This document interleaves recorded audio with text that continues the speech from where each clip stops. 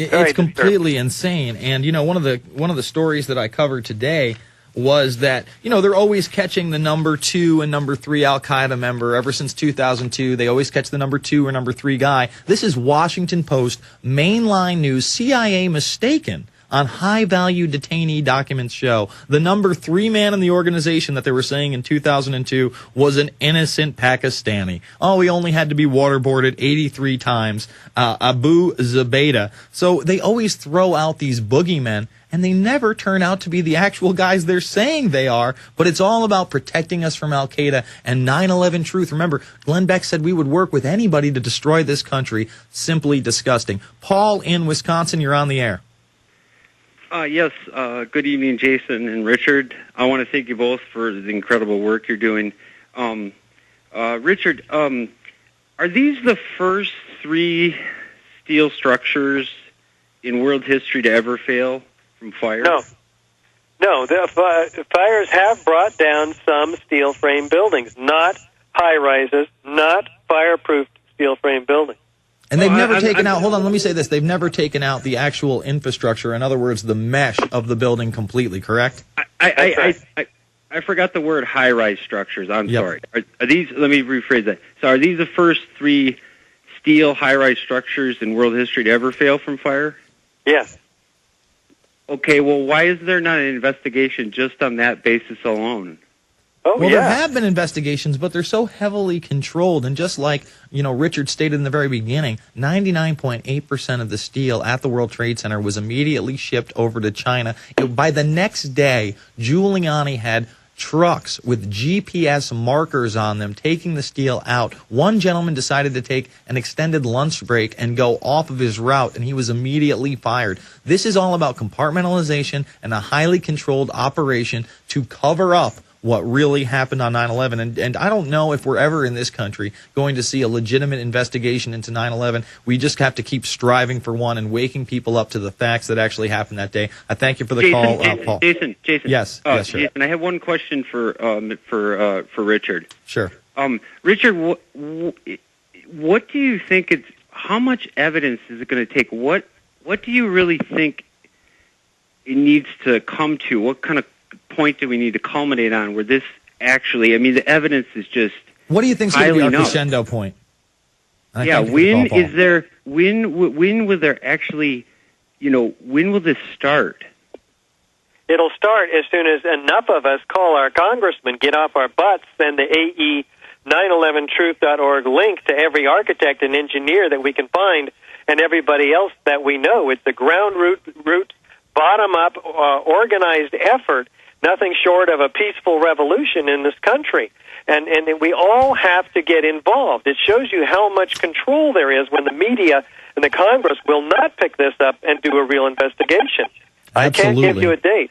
Yeah, no one can give a date. I really think that there's going to be a huge resurgence in 9/11 Truth on the 10th anniversary of 9/11, as long as there isn't any more false flag terror in this country and we still have a country left. So I think that we have to keep building up to that point. The 2009 anniversary is really just around the corner at this point.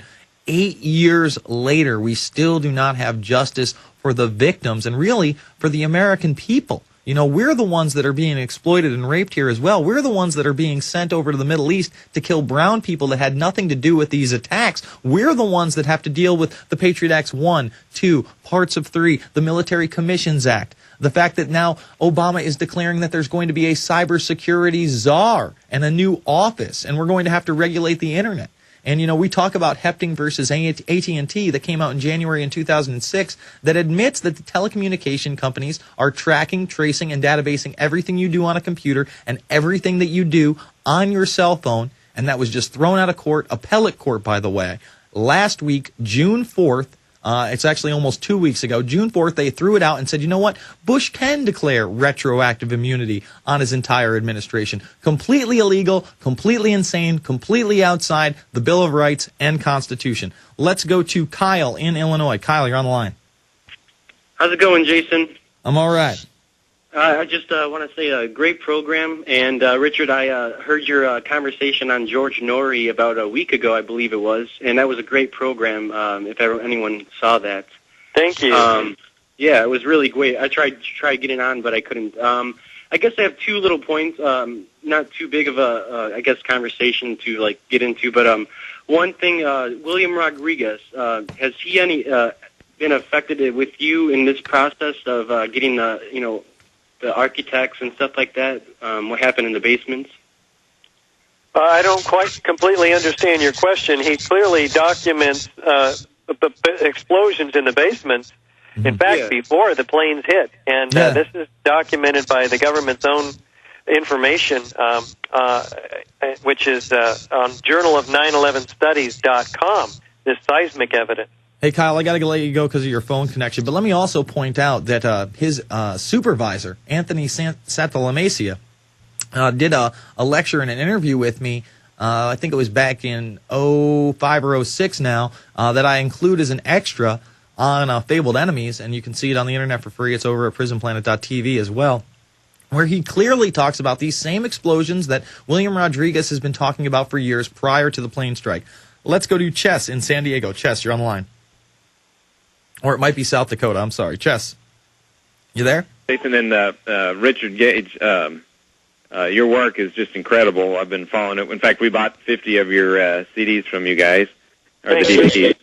And really, I want to mention, if you look, I can't remember if it was Tower 1 or Tower 2, another piece of evidence, there's a chunk that comes off towards the top, and it kind of resembles the shape of a business card, and you can watch it as it's, flinging out.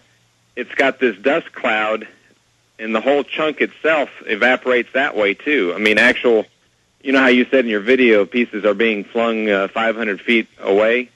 At 50 to 70 miles per hour, instant ejection out of the side of the Twin Towers. You still there, Chess? I guess we dropped him. David in Minnesota. David, you're on the line. Yes, David. Hi, Jason. Hey. It's actually from Michigan, but no big deal. Sorry, buddy. A comment and a question for Richard Gage. One thing that I always heard as kind of a detriment to the controlled demolition hypothesis was that there were no explosions. As far as Building 7, there wasn't the traditional bang, bang, bang from controlled demolition. And I just saw a video on YouTube. It's called Building 7 is Exploding, and you can actually very clearly hear the bang, bang, bang. Listen, we're going to talk about that on the other side. I thank you for the call. We're going to talk about those explosions at Building 7 and much more. Final segment with Richard Gage of AE911truth.org back after these messages.